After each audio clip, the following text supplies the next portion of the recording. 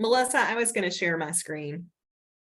I was just waiting till we were ready.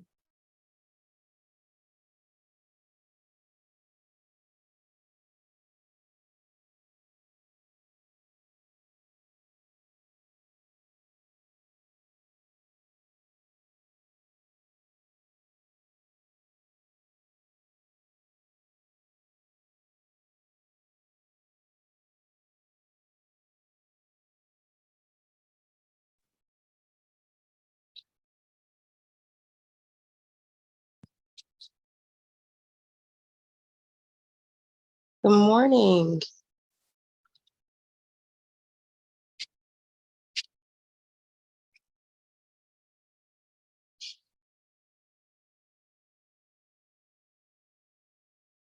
Thank you, Becky.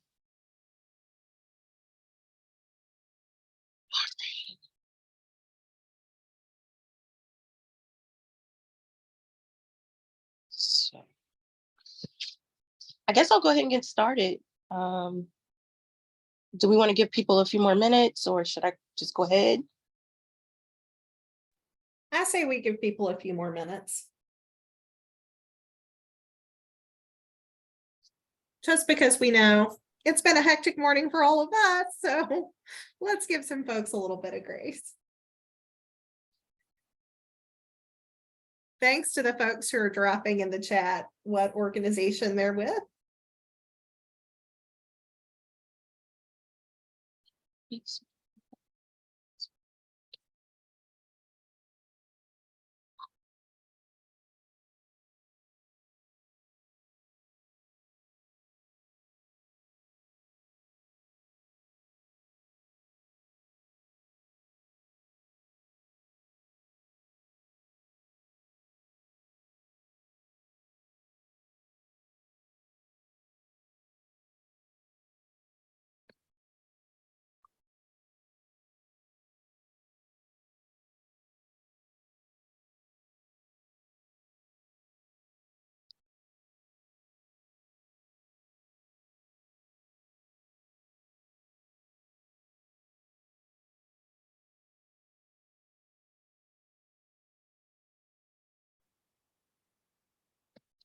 Okay.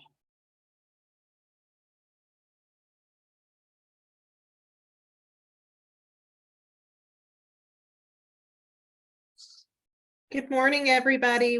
We're just giving everybody a couple of minutes to get logged in. We'll get started in just a minute.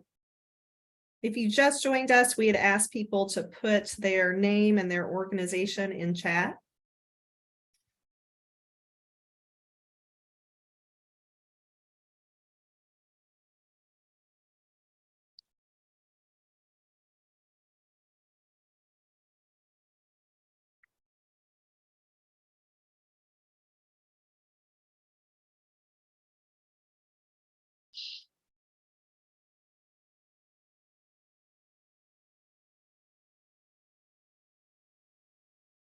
All right, Melissa, I think we're ready. There's nobody else coming into the waiting room.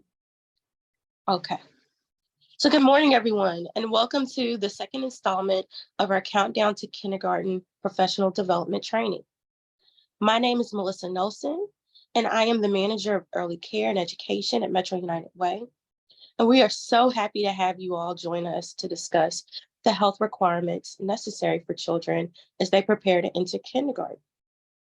So as you all know, today is Groundhog's Day.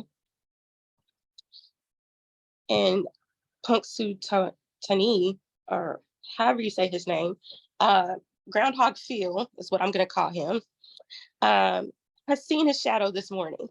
And so if you believe in that folklore, that means that we'll have 6 more weeks of winter. For those of us that suffer from winter blues or just don't like the cold and dreary season, this can be difficult to hear. However, I wouldn't bet on Phil, as according to his statistics, he's only about 40% accurate.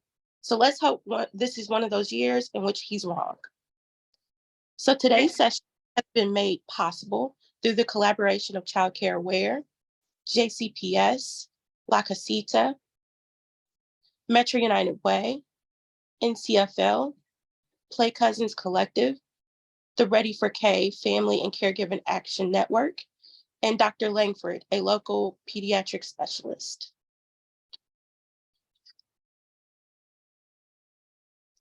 So we're gonna have a poll real quick. The first question that you'll be asked is, did you attend the October Ready for K Alliance Countdown to Kindergarten virtual training? And then the second one is, if you are familiar with our Countdown to Kindergarten resources, have you been able to use them or engage with them? And we'll give you a few minutes to kind of answer those questions.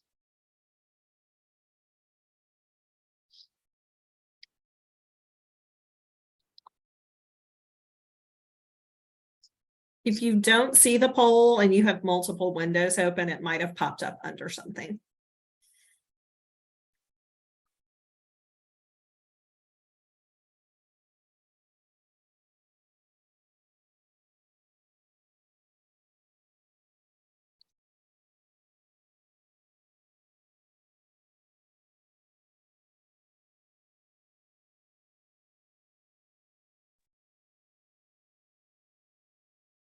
We've got 73% of people participating. I'll wait just a second for a couple more folks.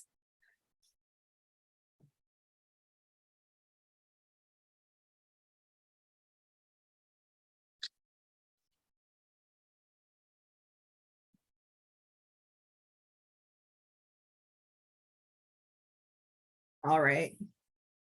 We are at 90%. Oh. It didn't give me the option to share the poll though. Vanessa, did it give you? There it is. So we had 43% of the people here today that have been able to join us for the October session, 57 that weren't. So welcome new people and welcome those that are returning. We hope that you find something useful in each of these, and hopefully you'll continue to attend these trainings. And so for our second question, oh, it went away, sorry. It looked like 22% had at least seen the resources. About half of the people have read through them. 30% are sharing them with others, and 30% are sharing them with families. And then we have 22% that are not familiar. So we have a wide range of people that are have never been exposed to these Countdown Kindergarten resources, and then are using those resources.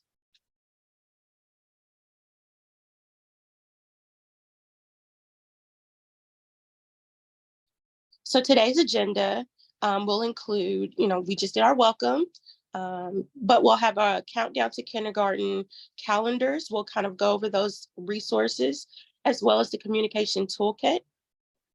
We'll talk about health requirements for school entry, and we'll have some updates from Metro United Way, and then where to find the resources and some final thoughts, as well as a kind of exit or feedback form so that we can kind of tailor these sessions to things that you all need.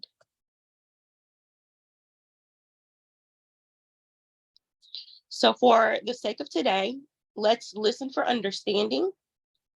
If you have questions, please feel free to type those in the chat rather than just waiting to the end.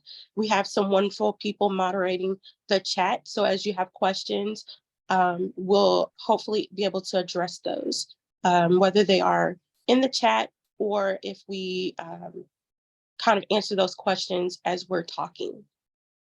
And then observe, virtual meeting etiquette. Try to stay engaged. Don't have your mic muted if you're not talking, and just be polite in general. Let's be kind. So the purpose of these trainings is to provide guidance for families across the community as they transition to kindergarten.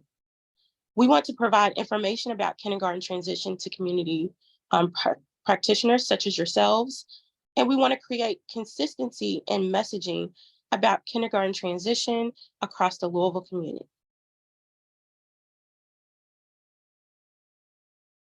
And now I have the pleasure of passing over this presentation to Becky from NCFL. Thank you, Thanks, Becky. Melissa. My name is Becky Getzinger. I'm a senior content specialist for family engagement at the National Center for Families Learning. And along with some wonderful colleagues who are on here today, had the pleasure of developing the Countdown to Kindergarten calendars. Since we do have kind of a mixed bag, we have some people who've already used the calendars and some people who haven't even seen them yet. I am going to spend a couple of minutes just going back over what the calendars are, what they look like, and where you can find them. There are two calendars. One is for practitioners and one is for families. It's family facing. And so they are parallel to each other. They both have information that's for any time. So at the very beginning of both calendars, there are tips for families for things they can do any time of year to prepare and to get ready to transition to kindergarten. There's also a breakdown of each month, and we're going to look at February this morning, where we give 2 to 3 specific tips that we really want folks to focus on this month. That goes back to what Melissa mentioned about consistent community messaging. If all the practitioners in Louisville are giving out the same 2 to 3 messages each month, families are hearing those messages in multiple places and seeing those messages in multiple places. So we're creating some consistency. In both the anytime section and the monthly sections, there's information about the process. And so today we're talking about health requirements. That's part of the process for getting ready and transitioning to kindergarten. But there are also activities that families can do monthly or anytime to support their child's growth and development. And so there are 2 parts to the calendar in terms of time frame, but there are also 2 parts in terms of the types of activities. And so you would see these things in both the practitioner calendar and the family calendar, because like I said, those are parallel to each other. So I am actually going to step out of the PowerPoint and show you where to find the resources, especially if you're not familiar with them. So you would go to the Ready for K Alliance website. I already opened these things in advance, and then you'll click on the Community Resources tab. And when you get to Community Resources, you'll scroll down and you'll see the Countdown to Kindergarten section. And so if you click Learn More, at the top, we have the family engagement calendar and all of the family facing pieces that have been created. And then at the bottom, you will see the Countdown to Kindergarten practitioner engagement calendar. And so you can download both of those from here. I'll also point out that at the very bottom, if you did miss that October training and you're interested, both the PowerPoint deck and the recording from that session are available. And we will add the new today's session later. So sorry, I'm just going to toggle back and forth if you all will be patient with me.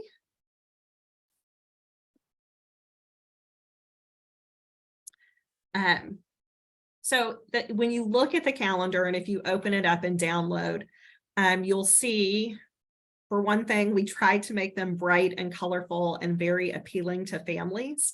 They do take on a countdown format and each page is separate. So the January page says January, 7 months till kindergarten. And you'll see that on the January page, there are some age-specific activities that for any child 3 to 5 years old, these are some things that families can do at home to support their child in terms of growth, development, being prepared to go to kindergarten. And then if you look at May, 3 months till kindergarten, you'll see that it says year prior to kindergarten. We're specifying there that those aren't for 3 to 5 year olds. They're only for the older kids who are truly almost ready, because those things aren't necessarily developmentally appropriate for a 3-year-old. But then you'll also see where it says kindergarten transition process. And so we call out specifically in terms of process, what are some things your family should be looking for? What are some things as a practitioner that you should be alerting families to? And so in May, it's registration for the JCPS Camp Ready for K. And so those transition process pieces are built in along with the activities for families. We have also translated the family-facing calendar into all of the languages that are listed here. And so we realize that we live in a very diverse community, and we want these resources to be available in the languages that are most commonly seen. And so I will show you, when you go to view the family calendar, if you scroll, and there is a little bit of scrolling, you'll find the translated calendars are available for download, and those are all listed there. And then the English version is above that, where it says download full calendar. And so that was very important to us as a planning group, and we hope that you find those useful. Again, thank you for being patient as I toggle back and forth. And so we did want to focus a little bit, since it is February. It is Groundhog Day, as Melissa said. And so these are the things that are highlighted in the February calendar. We want to encourage families to use feeling words to describe emotions. It's an important skill for children to have as they enter kindergarten. And so talking to kids about if they feel happy, or if they feel sad, or if they feel scared. As a former kindergarten teacher, I spent 5 years teaching kindergarten. That's a really important thing for a child to be able to tell an adult how they're feeling, so that the adult can help the child problem solve. And so encouraging families to do that. And Cassie is going to share a resource in a little bit that goes along with that. We also encourage families in February to visit the library. Hi, Kate, we're glad you're here today. You know, visiting the library is an inexpensive way for families to read together. In the calendar, we give families a link to the public library website, and we encourage that. You'll also notice, sorry, I'm just realizing there's a mistake on this page that we haven't caught, but I'll make sure it gets fixed.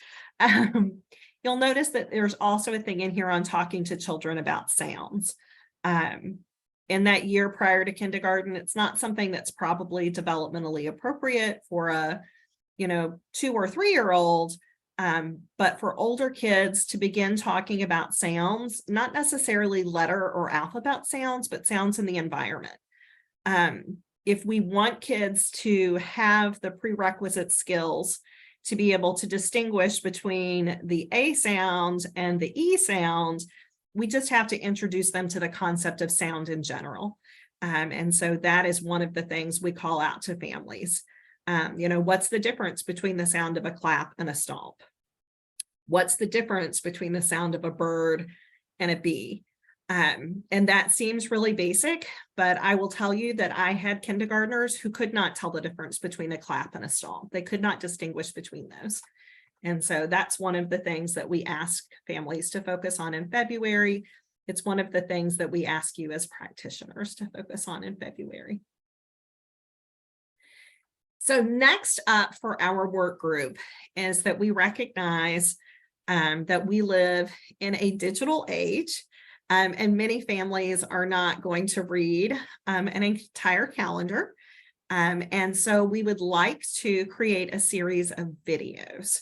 We're envisioning these as very short videos, 2 to 3 minutes, where we're pulling information from the calendars, and local families are actually recording tips and tricks that can be shared via social media and with families at any events that you're having.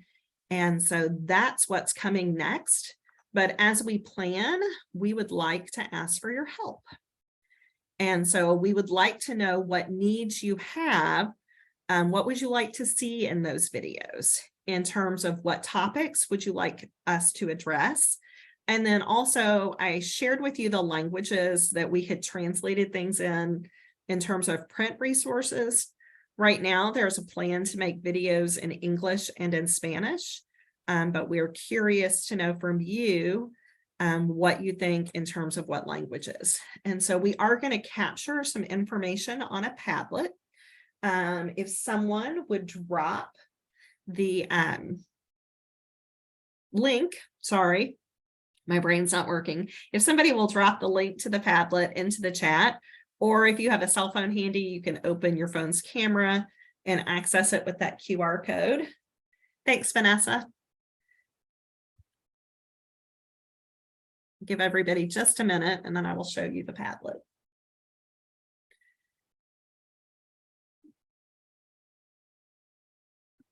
The Padlet looks like this. And so we are going to put everyone into breakout groups and there's a space for each group.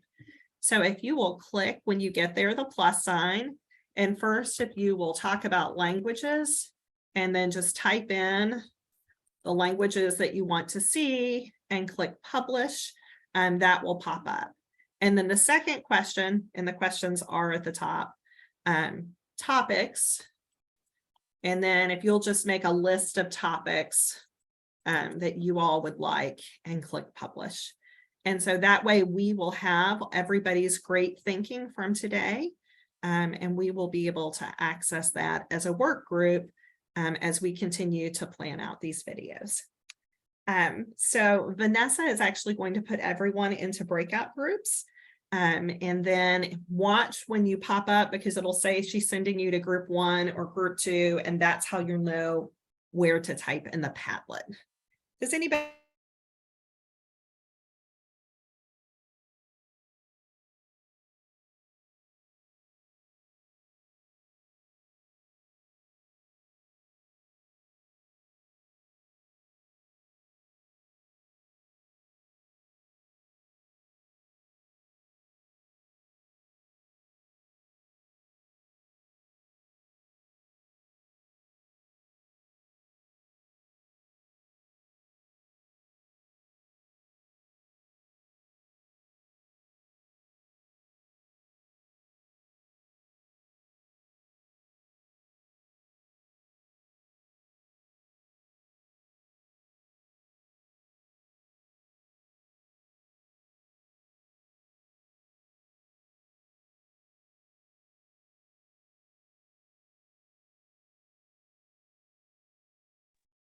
Hello, are you able to see your invite to the breakout room?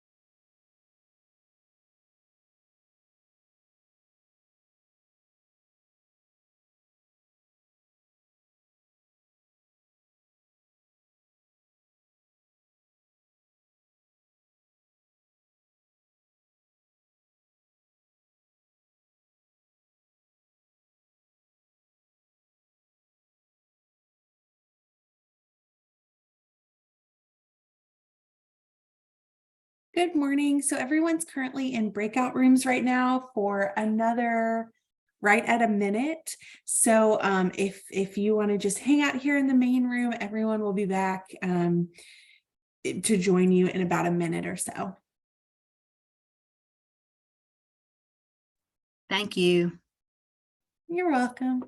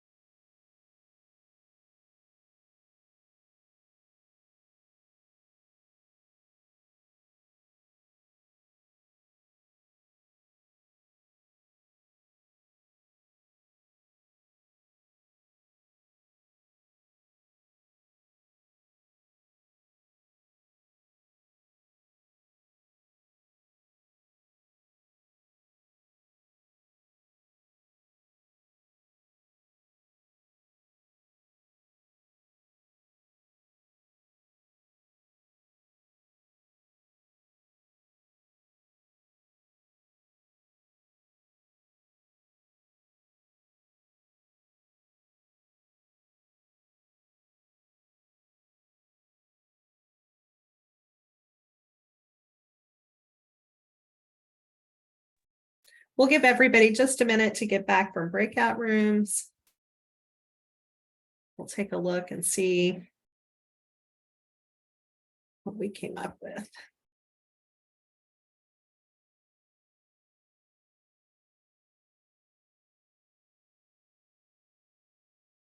All right. So we ended up with 7 groups.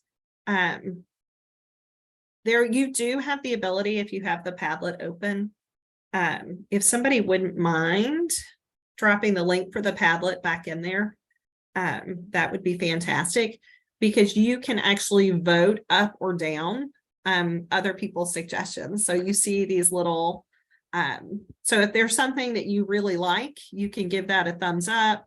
If there's something that you kind of disagree with, you can give it a thumbs down. Thanks, Vanessa. And that will help us to know which things the community really is interested in. And so we appreciate everybody taking the time to do that. And then our work group will take a look at this when we meet again. So lots of great suggestions, and we've got how to get a library card. We've got books and reading, encouraging families to engage with the calendar, the application process, separation anxiety, immunizations, timeline for kindergarten. So we have lots of great, one on explaining school choice. So we have lots of great topics there. So thanks to everyone for participating. The next thing that we're going to take a look at is the communication toolkit. And so one of the goals is that we are communicating consistently across the community. And so in order to support that, we have created a digital booklet that has tools and suggestions and options for how to use the calendar in your existing communication. And so again, our goal is to create consistent messaging, and the toolkit is in the practitioner section. So if you go to the practitioner section, and I think there's a place where you can skip. Did I miss it? Sorry, here it is. View the Countdown to Kindergarten Communication Toolkit. It's at the very bottom of the page. And so you can download that and take a look. I'm going to walk through a couple of parts of it this morning, just to familiarize everybody with it. This is the first time that we have shared this resource. So even if you joined us in October, this is brand new. And so I'm going to kind of toggle back and forth between the toolkit and my PowerPoint slide. So again, if you'll be patient with me, hopefully I won't make you too dizzy. So there are 2 sections. The first section is on social media. And so there are tips for posting on social media, and they fall under these categories. What types of social media does your organization already use? Do you need to engage with families on some different types of social media? How do you plan post in advance so that people aren't having to remember to post all the time, and you can just post like 5 things and they'll post over 5 different days. There are suggestions for encouraging engagement, because it's great to post stuff on social media, but if nobody sees it, then we've wasted our time. So one of the ways to get your posts visible and on people's timelines is by getting people to engage and to like and to comment. And so there are suggestions for how you might do that. There are some sample social media posts where we showed you how we added a phrase at the beginning, and then we truly just cut and pasted from the calendar. We're not asking people to create new content. We're asking for folks to use the content that's already been created. In our October session, we brainstormed some hashtags. And so the hashtags we settled on are in the communication toolkit. I'll show you those in just a second. And then also all of the partners who Melissa introduced at the beginning of this initiative. If you want to post something and tag some of the other partners, that expands your audience. And so everybody who follows your organization and then the other organization might see it. So I went through that really quickly. I'm going to try and not scroll too fast so that I don't make anybody dizzy. But all of those sections are here. The other great thing about the toolkit is that once you download it, the links to the other resources are also here. And so you can find all of them embedded within our communication toolkit. Like I said, we give you some tips. How do you think through what kind of social media you're using? How do you plan out your post? We give you some examples. Maybe on Tuesdays, your organization's going to do Talk About It Tuesday, and every Tuesday, you're going to talk about kindergarten transition. Or maybe you'll do something like Family Friday, where you post an activity families can do from the family engagement calendar. Weekend Wednesdays, inviting families to share photos or videos of things that their child is learning and doing. And so if they're sharing to your social media, you don't have to worry about permissions because they're the ones doing the sharing. Like I said, we gave you some sample social media posts, and we even show that the part that's in bold is cut and pasted directly from the calendar. And here you can see that we're using some of those hashtags I mentioned. So we are ready for K. We chose we because it's not just about kids, it's about whole families. Listos para Kinder. We also included a Spanish hashtag, and then Countdown to K. And so those are all here and embedded and ready to go for folks who want to use them. They're also listed down here. And like I said, we have all of the partners who have been working on the calendars. You are welcome to tag any of us, and that way you'll gain a greater audience for anything that you're posting on social media. The other section of the calendar is on other types of communication. So if you send out an email newsletter, if you regularly create videos, we give you some suggestions for other types of communication as well. And one of the really great things is that we've also put together a graphics bundle. So you all have access to all of the graphics that are used in the Countdown to Kindergarten calendar. Those monthly banners that say, 3 months till kindergarten, you have access to all of those. And then I also pulled out like the individual icons. You can use those as well. And so those are all embedded in that same toolkit.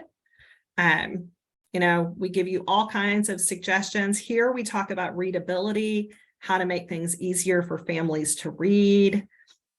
We talk about encouraging engagement, using QR codes, using surveys. We talk about videos. We know we live in a very visual world. And so if we can create videos for families, it is a great way to share information, or if families can create videos. We do the same thing where we take and create blurbs for newsletters using the calendar content. And then right here is that graphics bundle I mentioned. If you click that link, you'll download a zip file and you'll have access to all of the images that have been used in the Countdown to Kindergarten calendars. So I am going to, I'm going to hand it off to Cassie, and she is going to share a little bit about how La Casita has already started using these resources and some of the things that they're doing. Thanks, Becky. Good morning, everyone. My name's Cassie Marshall. I'm the Child and Youth Enrichment Coordinator with La Casita. And I just want to share briefly the social media campaign that we are doing this year to use the Countdown to Kindergarten calendar in our programming. So we are doing a monthly basis. The calendars are created monthly. It felt very natural to fit that in. On week 1, we are doing a social media post. You can see an example here in this slide that essentially just shares that calendar for that month. We primarily work with Spanish speakers, so we make sure we're sharing that calendar in both English and Spanish. And then that little introduction that you see there is actually really almost directly pulled from the introduction in the calendar. I think Becky's kind of already highlighted this, and something I want to highlight today is just the work has already been done for you. And so the great thing about this Countdown to Kindergarten resource is that it's a resource that doesn't require a lot of time and capacity to include in your programming. I know for myself personally, I'm often, given resources and shared information, and they sound wonderful, but to get from sharing the resource to actually implementing it in our programming or getting it to our families, there are so many steps in between, and it's really not the case with this Countdown to Kindergarten calendar. And I think that's just such the beauty of what's been created here. It's been an honor to be a part of this process. But going back to how we are implementing it, for week 2, that is when we have our monthly in-person resource days. So we have a lot of families coming through our facilities in person. So we're using that as an opportunity to hand out an associated activity or worksheet that goes with that month. And Becky, if you wouldn't mind clicking on that, I will show you all an example. So I know we talked about for February, one of the bullet points for this month is to really focus in on emotions. So naming emotions, talking about emotions with your kids. So we've created a really simple bilingual little booklet. I know some of those are upside down, but it folds really cutely into a little mini book that families can take home. And so we have it in both English and Spanish, where families can sit and point to those emojis and talk about those emotions and begin to name them. And then going back to our slide for our 3rd week each month is when we're going to kind of bring in our engagement piece. So for week 3, we're going to have another social media post where we're encouraging our families to share photos or videos of what they've been doing that month. We ask them questions. We want to know what their successes have been. What are their challenges? What questions do they have that we can answer as an organization to help support with this transition process? So again, that's what La Casita is doing. I think, in total, I spent off and on a couple of hours throughout 1 week, and we have most of what we need for the year already prepped. So again, I just really have to highlight the incredible work that's been done for you all, because it's all here and ready to go. And so it doesn't take a lot to implement. And then of course it is the beauty of it is that you can expand on it. So if you have more time and capacity, all of those activities, there are so many linked within the calendar that you can really build as much time as you have for your programming and how to implement this. Becky, I will send it back to you. Thank you. Thanks, Cassie. We appreciate that you are already getting started. And one of the great things about these resources is that they were designed by practitioners. And so, the intent was for it to be easy. And so families have seen them, practitioners have seen them. There's been a huge co-design process where the people who are using the resources have given input on the resources. And so we hope that makes it easier on everyone. We do have a call to action. We are asking that you share February information from the calendar, either on your organization's social media posts, in newsletters that you'll be sending home this month. However, you regularly communicate with the families that you work with, whatever your setting is. If you can find a way to incorporate some information, or at the very least, the link to the family version of the countdown calendar for families. You saw that Cassie had pulled out just the one particular month. Each month is a separate page in the calendar, so it's really easy to pull out a month at a time or just to print one month. We did try and make it as easy as possible. If it seems overwhelming to try and create your own social media post, look for La Casita's post, look for Child Care Aware's post, look for Metro United Way's post, and just reshare what other folks are already posting in the community. And with that, I'm going to hand it off to Dr. Sheridan Langford, a local pediatric specialist, and she is going to share information with us about the health requirements for school entry, as well as how local medical professionals can actually support families. And Sheridan, when you're ready for me to advance a slide, if I don't do it naturally, please just say next slide. Sounds great. Thank you guys so much for inviting me to come and talk. And goodness, I'm so encouraged already just hearing about all the really neat work in this area. So talking about health requirements. So checkups, the purpose of a checkup is exactly what you think of. We do, we measure how tall a child is, how big they are, how they're growing, make sure that growing is going well, not too slow, not too fast. We check in on nutrition, and we talk about healthy eating practices, safe eating practices, sleep hygiene, toileting, all those things that are very key milestones. And ideally, we would see a child for 14 checkups before they hit age 5 for their 5-year-old checkup. And so that's a lot of time. And again, best case scenario, a lot of continuity to build relationships, to see families grow, to watch child development.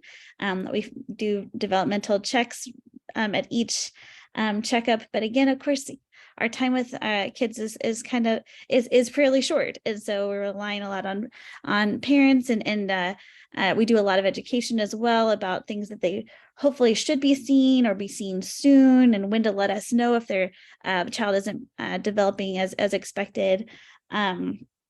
So it's all those things. One of the things that we also do a lot of, and most clinics in our city really do focus on early literacy as well.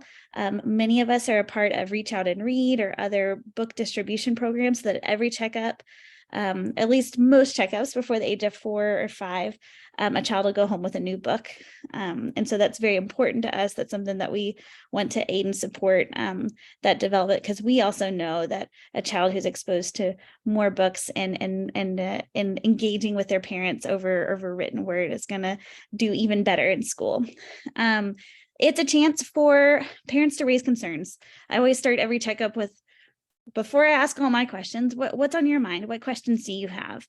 We really advocate for a team approach.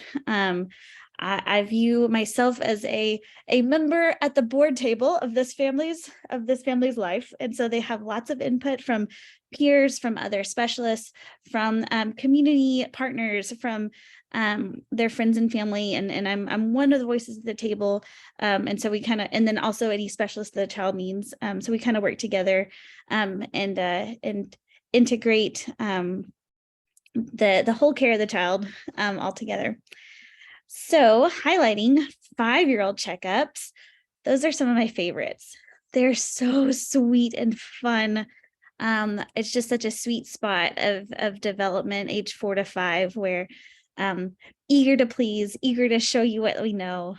A lot of opinions as well. But some of the things we're looking for, this is from the American Academy of Pediatrics Bright Futures and the CDC Developmental Milestone Tracker. I kind of integrated some of those.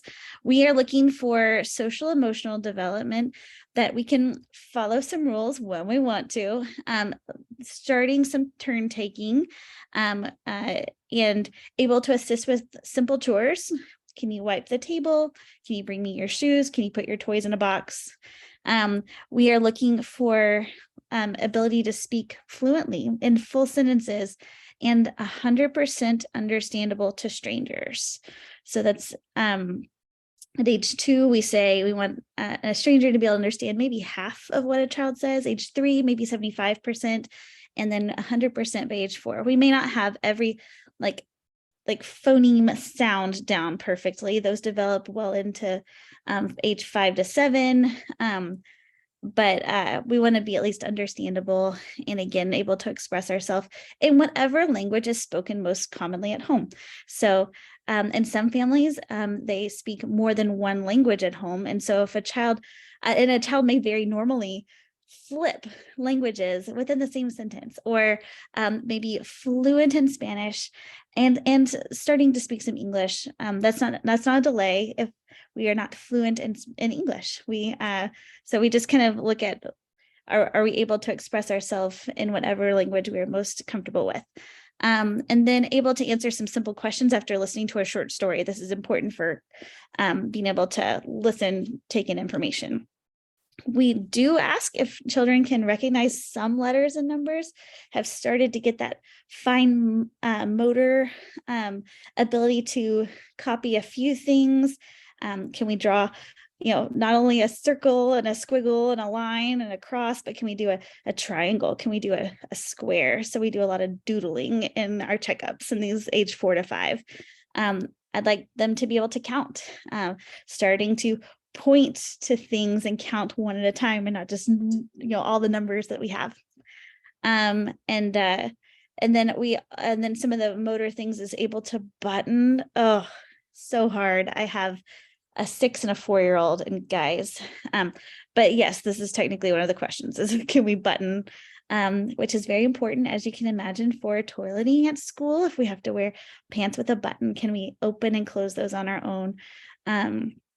And then the ability to hop on one foot. By 5, I really do want them to be able to actually kind of take that deep breath and stand and have that controlled movement on one foot. Sometimes I have a child who we can't quite organize ourselves to do it. Some have very low muscle tone, and so we can't quite balance yet, but those are some of the things I'm looking for that give me an idea of how development's going for the child. We used to, and technically we still ask sometimes about tying shoelaces, but who has shoelaces anymore? So that's a skill I don't even have. So okay, next question. Or next slide. Okay, so what you all brought me here to talk about, the favorite part of every discussion is paperwork, but it is actually super important. So this is the paperwork needed for school enrollment happens, but then very quickly they're asked for a series of papers, and it is paper. And so quickly running through these, we have a general school physical form and an immunization certificate. That's going to come from the pediatric office. There's a dental exam form. I check teeth. We talk about dental hygiene. I apply fluoride in the office even, but that dental form should come from a dentist. So they'll need a dentist as well. And then optometry exam. Yes, I also do vision and hearing screens in my office, but that optometry exam should come from an optometrist. So 3 stops ideally, or more if there are more vaccines needed to become fully up to date. And what happens if a child is not yet up to date on their vaccines is that we give a provisional immunization certificate. So we catch them up as far as we can. They would be due for the next series of vaccine in 1 month. So they get a certificate for 6 weeks. So they get a 2-week window, but then that's their certificate expires after that, so that we can get our kids all caught up and ready to go for CDC and JCPS requirements. And here's just what those look like. So this is the preventative healthcare form. We use this for children entering preschool, if they go to Head Start, ECE programming, even a lot of private childcare preschools in the city use the same form. So you can see that I have a chance to write down any allergies a child has, any medicines that they would need to take at school, any relevant health information. This child has asthma. This child has a speech delay. And then there's spaces where we write in vision screening. if we didn't pass our vision test, I referred that we were going to need to see a specialist to check that out. And just a quick check physical that you can see there. This is the immunization certificate that the office would fill out for students as well. Some offices may print a list instead of this one, but you can at least see the Kentucky immunization certificate.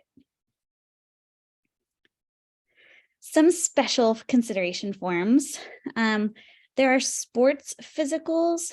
Those are different than school physicals. So any child that's new to JCPS, even if they're not in kindergarten, and every sixth grader needs a school physical form that you saw on the other page. But if they play a sport, a school sport, there are sports physical forms. There's middle school and high school sports physical forms, but many elementary schools, not as often for kindergartners, but many elementary schools will ask for a sports physical as well prior to sports activity, especially if it's one where the parent wouldn't be present for that sport activity. And then there are a lot of medical condition specific forms. So if you skip or advance the slide, you can see, this is just the front page of the sports physical form. It says high school. We use pretty much the same form for all ages. There is a middle school one too. But this is an example of an asthma action plan. So if a child has asthma, has a food allergy, needs a medicine at school, has basically there's a form, or epilepsy, there's different forms for a variety of medical conditions. And you can see at the bottom, all of those will require a health provider signature. And so that's really important for families to know, if we've got, some various healthcare needs that, I have some kiddos that each school year we do our packet of papers for JCPS. Each one is a separate form, but that's our best way of communicating with school to make sure that our children's medical needs are met in the school community. And just a quick note of some other things to think about in places where pediatricians do become involved. So ECE, or exceptional child testing and placement, is for any child 3 to 21 who are eligible for special education related services according to the IDEA Act. So, starting age 3, which is pretty much that transition from first steps, if we have a child who already has some special healthcare needs, a speech delay, who has autism, who has something that's going to require special accommodation in school, whether it's a special classroom, a smaller classroom, a classroom that can accommodate G-tubes or other kind of medical devices or things like that, or they're in regular classrooms with everyone else, but there are some special accommodations that we need to help that child thrive in that environment, maybe ADHD, and they need a little extra time for tests, or a chance to have a test in a smaller area with less distractions. They need to sit at the front of the class and have a fidget toy, all those kinds of things. Pediatricians we love to be involved in the forming of accommodations for school. So if you'll advance the slide, we can talk about what the result of all of that testing. There is a school process and testing, and then it goes before the ARC committee, admissions and release committee. And this is where letters from pediatricians and healthcare providers can be reviewed as well. We can advocate for what a child needs. But what the culmination of all that is an IEP. So an IEP to allow a child to just have what they need to thrive in schools. And again, it looks very different for all kinds of kids. But it is reviewed annually, and often that meeting is kind of our chance to say what's working, what's not working, how do we adjust the plan? And often I get to be involved in aspects of those to make sure that we're doing what we need to do. Something that's just like kind of related, but a little different that you might hear about is something called a 504 plan. It's actually under a different protection act, but it's protection for an individual with a disability. And some examples of where this comes into play. This is also a form signed by a pediatrician or requesting special accommodation. This comes into play for children who've had maybe a concussion and need just a reduced school day or some kind of shorter term accommodation, and short term, even, you know, a few months accommodation, or maybe a child who has urinary and kidney issues, recurrent UTIs. And so we need a water bottle at the table side at all times, and we need frequent toileting breaks well beyond the normal number. You know, some of those things I get a chance to write down medically what's needed for this child's like physical health, and then allow them to participate fully in school. So any questions about those or anything I can answer as we go? I didn't see anything in the chat. And that's a lot of information, but all right. If you'll move along. So I guess the last thing I wanted to say is just thank you guys so much for your help and work in advocating for our children in this community and in our state. This is huge and important work. This is my chance to ask you and beg you to see pediatricians as your allies in this. Don't forget to reach out to us. If you have an innovative program or struggling with enrollment or have an idea, we have children, you know, children come see us. They see us for their shots. They see us for checkups. And often, you know, we're not the education experts, but we know how important this is, and we do see this as part of our role. So just recapping, we're here for paperwork, but we're here for so much more. We're here to advocate for our patients and our students and our families, and help them to help parents have a good positive parenting and attachment parenting sort of mindset to really enable thriving for a child. So anyway, thank you so much for your time. Appreciate it. Thanks, Dr. Langford. One of the things that the work group thought was really important, information about health requirements are embedded throughout the calendar. Like I think in March or April, it tells families like, go ahead and make those medical appointments. And, you know, we direct people to resources, but we also created this one pager that lets families know, you know, that they do need a physical exam, a dental screening, and an eye exam. What the deadlines are for that. You know, Dr. Langford showed that Kentucky immunization certificate. We give folks the link to that so that they know what they're looking for. And so this one pager has been translated into all 7 of the languages that I showed you earlier. And so our hope is that this is something that people can literally just make copies of and hand out to families or to share via your website. It will eventually be on Metro United Way's website that we looked at earlier, that Ready for K Alliance website. It is not posted yet. This is a brand new resource. And so when we send out the follow-up email, we will make sure that this is attached for all of you, but it will eventually live with all of our other Ready for K pieces. This is family facing, so it is written at a lower reading level. So it's meant to be something that you can just hand out to families.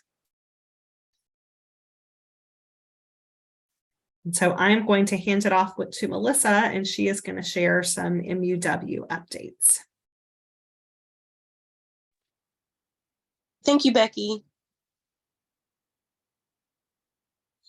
So the first event that I would love to share with you all is Live United Day. Live United Day is a day that Metro United Way takes people from the community to Frankfort to speak with legislators, to spend time with other people that are like-minded, learn more about how to advocate on that level, and do some meet and greets. And so if you're interested in participating in this type of event, this would be a wonderful introduction to doing that kind of work. And so we have a registration. The link is on this slide, but you'll be able to access that link directly when we send out the resources at the end of this meeting, so that you could RSVP. And we're asking that you RSVP for that by Friday, so tomorrow, so that we know how many people will be using the chartered bus transportation. You of course can go in your own vehicle, but we also like to just know, who's going to be there, so that we can help to lift you up and support you in that effort.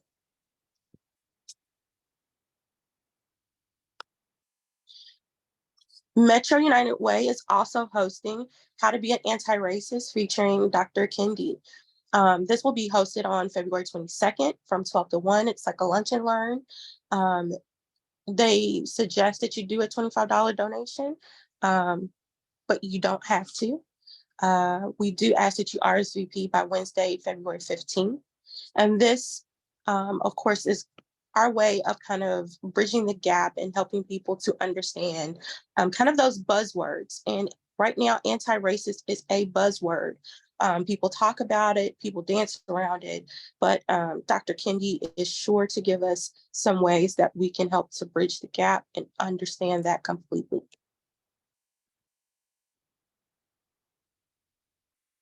And lastly, I just want to let you all know, we have our quarterly spring Ready for K Alliance meeting on March 16th from 10 to 11:30. We are excited because this is the first time since the pandemic that we will be able to have an in-person option. You do not have to attend in person. You will still be able to attend virtually. But if you would like to attend this session, we will be having that at our office located at 334 East Broadway. We will send out a registration for that so that we know how many people are going to be in attendance.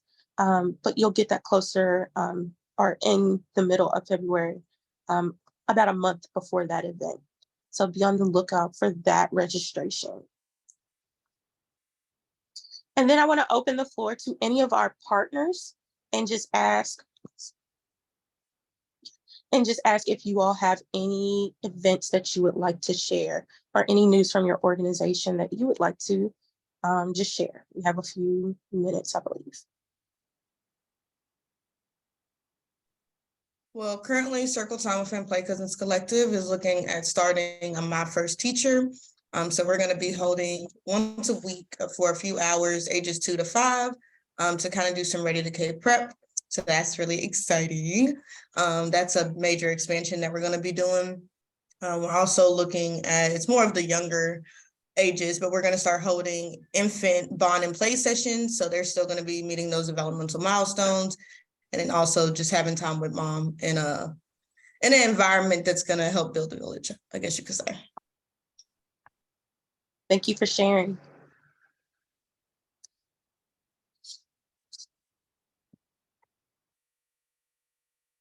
For La Casita Center, I can just mention again, I know I mentioned in the presentation about our in-person resource days. Those are the second Tuesday of every month at our site on Magnolia Avenue. They run from 10 a.m. to 2 p.m. And we have access to flu and COVID vaccines specifically for this month. This will be our last month for free flu vaccines until we come back to flu season later this fall. So if anyone knows of families needing those vaccines, you can send them our resource. We also hand out food. We have a give and take clothing closet. So those are every single Tuesday, or sorry, the second Tuesday of every single month. And I believe those dates are also listed on our Facebook page. So families could follow our Facebook page and see it. And then relating specifically to early childhood education, also on our Facebook page, every Tuesday between 10 and 11 a.m., we post a bilingual story hour for preschool age children. And so you can find that and follow us. It's also on our YouTube page as well.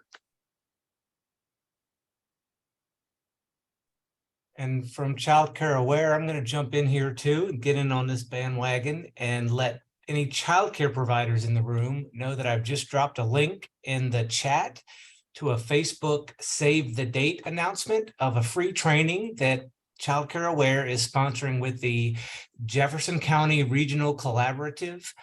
to provide a nice chunk of free training hours to providers who are interested in using the early childhood environment rating scales, the infant toddler environment rating scales, or the family childcare environment rating scales to engage in ongoing program quality enhancement. It's a great training that's going to help you look at these environment rating scales tools and find a way to create a plan and use them in your center to keep an eye on the quality of your program. In addition to the free training hours, there is funding to provide you with some classroom and program materials centered around an action plan moving forward that you will write in this training. So please go check that out and see if you are interested. And registration will be opening very soon on February 15th, as a matter of fact. So we'll have that up and ready for official registration very soon. Awesome. Thank you, guys. Can I share something real quick? This is Kate from the library. We have two events I'd like to let you all know about coming up on Valentine's Day, which is, February 14th. At the main library, we are hosting Adam Rubin, who's the author of the Dragons Love Tacos books and many other wonderful children's books. He will be here to do an author presentation, sign books. We're going to have the Taco Dragon costume mascot here for meet and greets. So that will be on February 14th with the doors opening at 6 o'clock and the presentation starting at 6:30 at the main library. And then on February 25th, we're going to be hosting a Penguin preschool party at our South Central Regional Library from 10 to 1. And that is sponsored by the Jefferson County Regional Collaborative. So we're going to have a penguin ambassador there from the Newport Aquarium and some other fun penguin related activities for preschoolers and their families. So that information is on our website, and I invite you all to share that info with your families. Thanks. I don't want to miss an opportunity to hop in here as well. I'm Terry Davenport with JCPS Early Childhood. And I just want to say that we are hiring. JCPS is hiring. So we're always looking for wonderful candidates. I know many of you work with families. I'm going to drop in the link, a flyer for an upcoming job fair that will be at Shawnee Public Library on February the 15th from 1 to 3. Again, if you will share that with your families, anyone that's interested, we'd love to have them join us.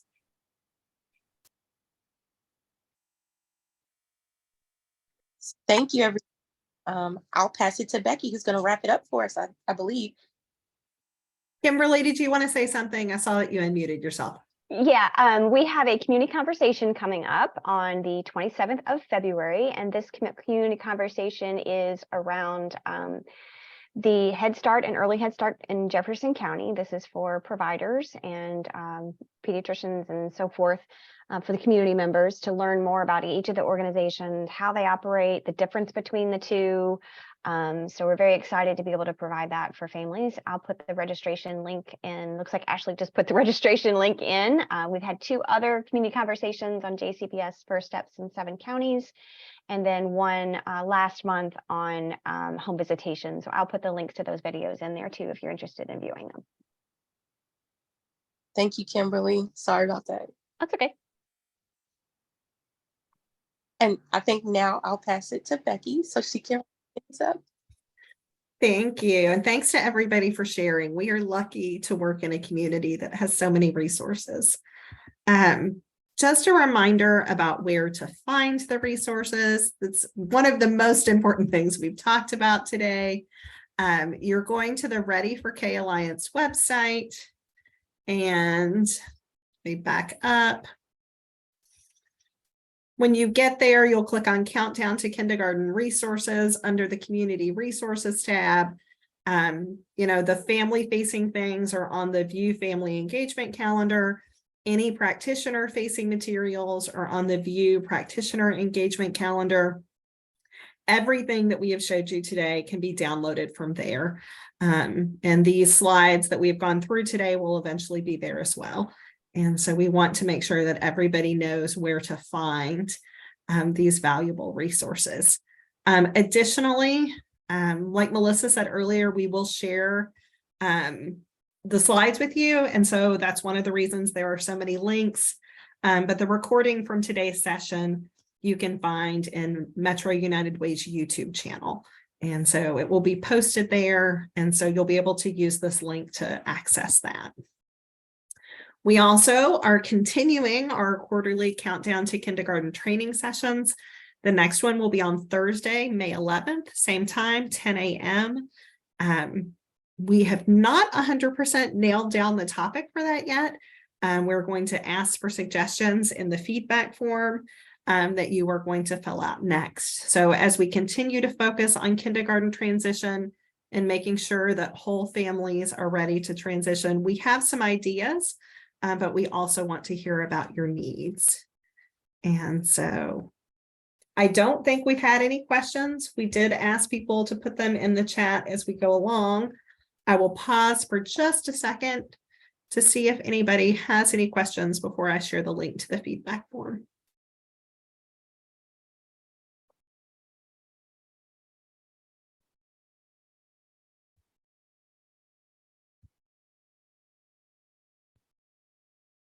Sorry, I was making sure no one was unmuting themselves, but I don't see that anyone is. So we do have a feedback form for today. It is just 10 or 12 questions. If you will take an opportunity to complete that for us, Vanessa just put the link in the chat, or you can use your phone and grab this QR code. It does help our work group in planning future sessions to know what you thought of today's content, so that we can make sure to continue to provide valuable resources in the community.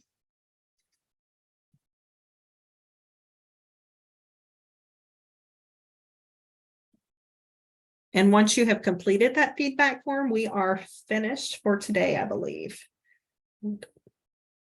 So we will stay on for a couple of minutes in case anyone has any questions. And we will stay on while folks complete those feedback forms. But thank you all so much for joining us.